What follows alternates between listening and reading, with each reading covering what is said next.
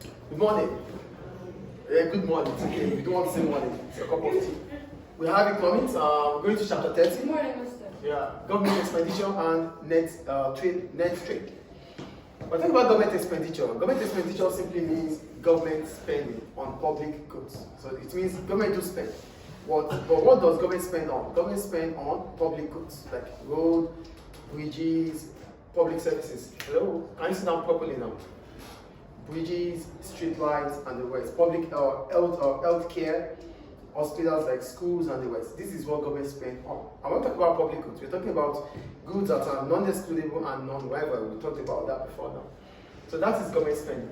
So if government has to spend, government will come up with policy. Government doesn't just spend. Government will come up with a policy. So the kind of policy government comes up with when it has to be spending or borrowing is called fiscal policy. So here I was. Fiscal policy. Government intervention also comes with policy instruments such as this. So we call it fiscal policy because it's the use of taxes and government spending, that subsidy, to manipulate the economy. So if government has to spend, it has to be based on a certain policy, based on the economic situation. So if government is spending, government will spend on certain goods or services through taxes and government subsidy. So one of the reasons why government would want to spend is during recession. So during recession, it is expected that economic activity would decline, would fall.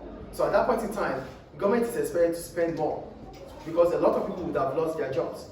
Get the point here. During recession, it is expected that economic activity will drop.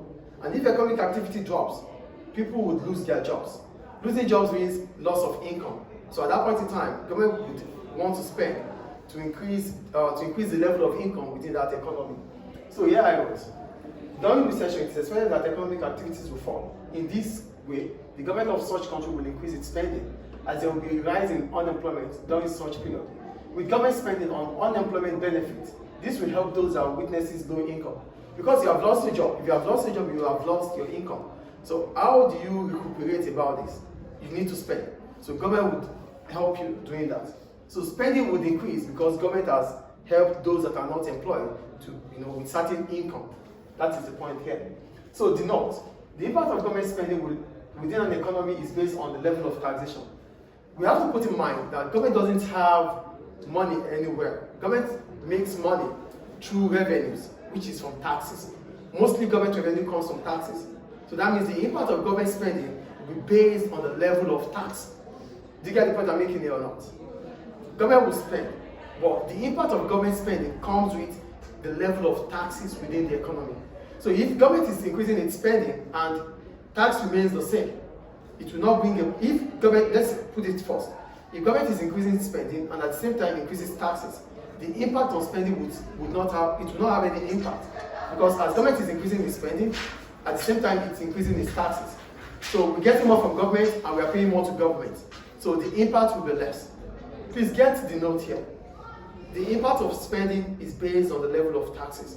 So if government is increasing its spending and at the same time increasing its taxes, it means as we're paying, government is giving us and we're giving back to government. So our spending within the economy will still not have any impact. Do you get the point or not?